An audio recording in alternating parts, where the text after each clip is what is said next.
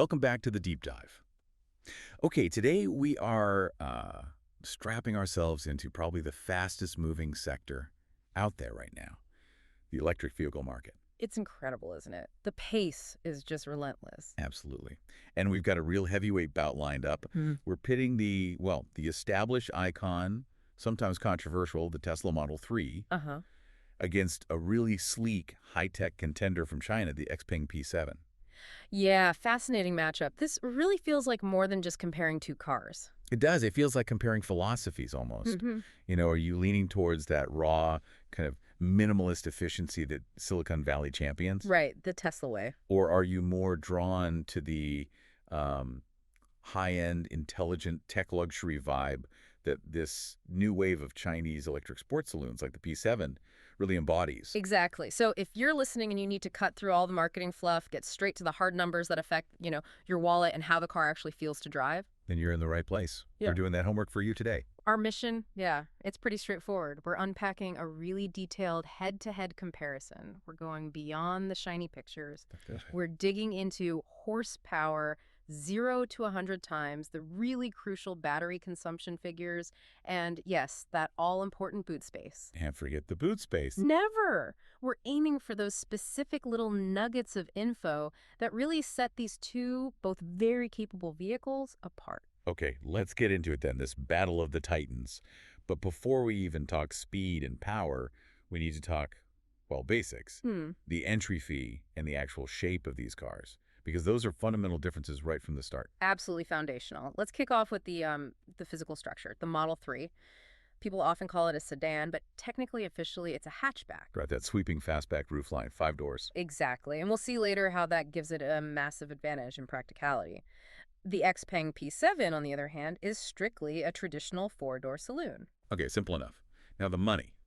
And this isn't a small gap, is it? Especially when we look at the entry-level models using UK and EU figures. No, it's quite significant. The Model 3 really positions itself as the gateway EV here. It starts notably lower. You're looking at around 34,300 pounds or 42,490. Okay. And the P7. The P7 steps onto the stage asking for a premium right away. Its entry price is quite a jump, starting at 42,500 pounds or 49,600 back. Wow, okay. So for anyone just starting their comparison, the Model 3 clearly offers a much easier financial entry point. It's a substantial advantage, yeah, right out of the gate. So if the P7 is asking for roughly 8,000 pounds, or 7,000 euros more to start, it really has to bring something extra to the table, doesn't it? Something tangible to justify that leap. It absolutely has to earn that premium. The M3 seems to be betting on its efficiency, its software ecosystem, and that lower entry price. Yeah. The P7 is signaling luxury, maybe a sense of scale, more traditional comfort, perhaps.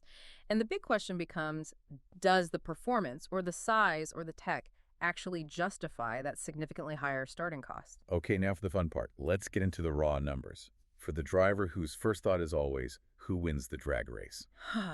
Right. Well, if your absolute priority is raw, blistering peak horsepower and the highest possible top speed, then the Model 3 is the clear winner in this particular fight. No contest. In its top specs, no. We're talking up to 627 horsepower. That allows for a top speed of 262 kilometers per hour. And the 0-100 kilometer acceleration, it's just staggering 3.1 seconds. That's insane. Proper electric punch. It's pure, unadulterated electric violence, as you say. Now, the XPeng P7 is quick, don't get me wrong, very quick for a saloon, Yeah. but it objectively trails behind those top-tier Tesla numbers. The P7 maxes out at 473 horsepower, its top speed is limited to 200 kilometers, and its fastest 0-100 kilometer time is 4.1 seconds. Still very rapid, obviously, but yeah, a clear step behind the Model 3's ultimate performance variant. Correct. However, there's a really interesting twist when we look beyond just horsepower and focus on torque. Ah, torque. The twisty force. Exactly. That rotational force, the shove that pushes you back in your seat when you accelerate from a standstill. So wait, are you saying that even though it has less total horsepower, the P7 might actually feel punchier off the line in, normal driving? That's precisely it. While the Model 3 leads decisively in peak HP, the XPeng P7 offers a substantially higher peak torque figure. The Model 3's torque range goes up to about 660 newton meters. Okay. The P7 range, though, climbs all the way to 757 newton meters. Wow. That's a big difference. So what does that mean in practice? Well, it means the P7, with that higher maximum torque, likely delivers a more robust, immediate shove right from low speeds. It gives you a different kind of fun driving experience. Right, that instant effortless surge you feel when the traffic light goes green. Exactly. Even if, it might run out of steam earlier than the top-spec Tesla at much higher speeds, it suggests the P7 might be tuned more for that immediate real-world road excitement rather than setting ultimate track lap times. That's a critical point. Mm. HP wins the bragging rights for top speed, maybe, but high torque often feels more relevant, more satisfying in everyday driving. It really does. That traffic light sprint, that feeling of instant readiness when you're commuting, higher peak torque delivers that. Okay, performance is thrilling, but let's talk about the EV reality check. Efficiency. This is where things get really critical for long-term ownership, running costs, the whole experience. Absolutely. And when we look at energy consumption, how much energy these cars use per 100 kilometers, the Model 3's engineering efficiency really comes to the forefront. It's noticeably better. Oh, yes. The M3 is significantly more efficient. Its consumption starts at a really impressive 13.2 kilowatts per 100 kilometers, according to the specs. 13.2. Okay, and the P7. The P7, well, it uses quite a bit more energy. Its consumption starts at 16.8 kilowatts per 100 kilometers. And that can climb up over 19 kilowatts for some versions. So right at the baseline, that's a 3.6 kilowatt hour difference per 100 kilometers. That's actually quite a tangible gap over the life of the car, isn't it? It absolutely is. It directly impacts your running costs. And this leads us into a sort of efficiency paradox when we look at the range figures. Okay. Well, the Model 3 uses various battery pack sizes, right? Ranging from about 62 up to 79 kilowatts. And with those, it achieves a maximum WLTP range that's just eye-watering, up to 702 kilometers. 702 kilometers, that's huge range. It really is class-leading. Now, compare that to the P7. XPeng doesn't offer different battery sizes for the P7. It comes with one single, quite large battery, 82.70 kilowatts. Okay, bigger battery than the Tesla's largest option. Correct. But despite having this significantly larger single battery capacity, its maximum WLTP range is only 576 kilometers. Hang on. That doesn't immediately make sense. How can the Model 3, potentially running on a smaller 62 kilowatt battery, achieve so much more range and better efficiency than the P7 with its big 82.7 kilowatt pack? It really boils down to the Model 3's mastery of, well, basic physics and overall engineering efficiency. The M3 is simply a smaller, lighter car. Right. It's shorter, about 4,720 millimeters long, and its curb weight starts down around 1,822 kilograms. Less mass to move, potentially better energy regeneration, and crucially, very optimized aerodynamics. So the P7 is just fighting against its own size and weight. Essentially, yes. The P7 is the physically bigger vehicle overall. It's nearly 4 inches longer, 4,888 millimeters. It's wider, and consequently, it's heavier, often tipping the scales over 2,000 kilograms. Okay. That extra mass, combined with the aerodynamic profile of a more traditional saloon compared to the M3's slippery fastback shape, it just means the P7 needs that massive 82.7 kilowatt battery just to get a respectable range figure. It's burning more energy just moving itself through the yore. Precisely. It really highlights the M3's advantage in fundamental design efficiency. Okay, we've hammered the technical stuff. Let's switch gears a bit to more lifestyle factors. Practicality. What about chucking the weekly shop in the back? Or packing for a weekend away? Ah, yes, the practicality question. And this is where that hatchback design for the Model 3, the one we mentioned right at the start, pays off massively. How big a difference are we talking? Huge. When you compare the boot space, the Model 3 has a massive, really usable 594 liters. 594, okay. And the P7 being a saloon. It offers a perfectly decent saloon boot, but it's much smaller, 440 liters. So it's 154 liters difference. That's not trivial. Not at all. 154 liters is the difference between easily fitting, say, a bulky travel stroller plus luggage, or having to make tough choices about what you leave behind. Right. For sheer real-world utility, getting stuff in and out, the Model 3 is just superior purely because of that body style and the huge opening. It's funny, though, because the P7 is the physically bigger car overall. It's longer, it's wider, 1896 millimeter width. So you might actually feel like you have more space inside the cabin, right? More shoulder room or leg room. That's likely the trade-off, yes. The P7 probably prioritizes passenger space and maybe a more traditional sense of interior roominess by being physically larger and heavier. But the Model 3's clever design just maximizes the cargo space within its footprint. So as a buyer, you have to decide, Do you prioritize carrying more people and slightly more comfort or carrying significantly more stuff? A classic car buying dilemma. Okay, we've crunched the cold, hard numbers. Mm-hmm. Now let's talk about the less tangible stuff, the vibe.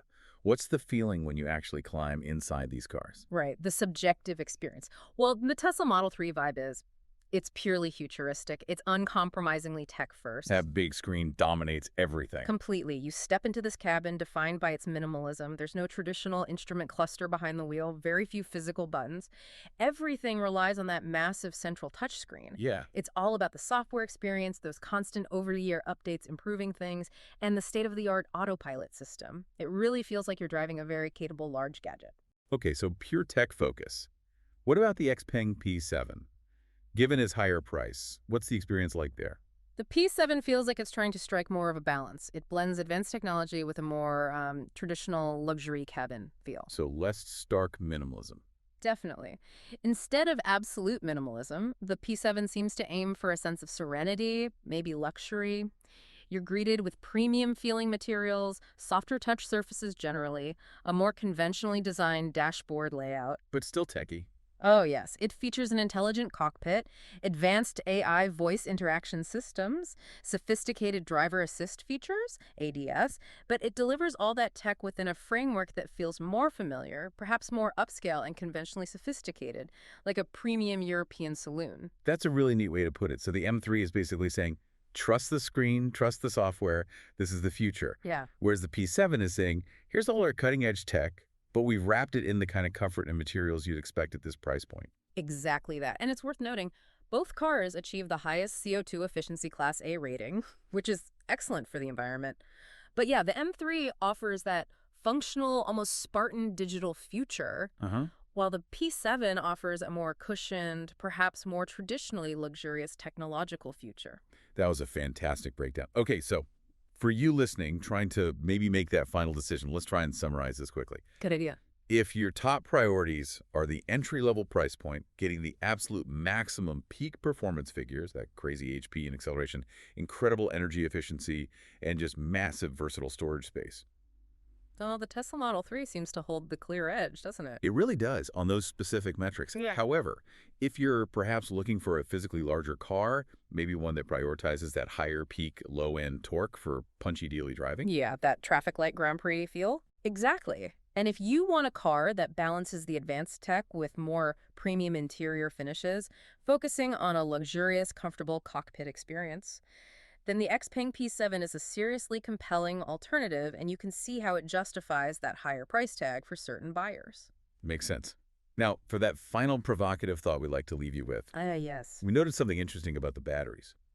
The XPeng P7 uses just one single substantial battery size across its range, that 82.70 unit. Right. One size fits all, basically. Whereas the Tesla Model 3 offers a range of battery capacities from that smaller 62 kilowatt-hour pack up to the 79 kilowatt-hour one. This allows Tesla to segment their pricing and performance levels very finely, doesn't it? It absolutely does. So thinking about things like supply chain management, manufacturing complexity, overall market strategy, what does this difference tell you? Yeah, what does it suggest about how these... One strategy emphasizes flexibility, using different batteries to hit various price points and performance tiers.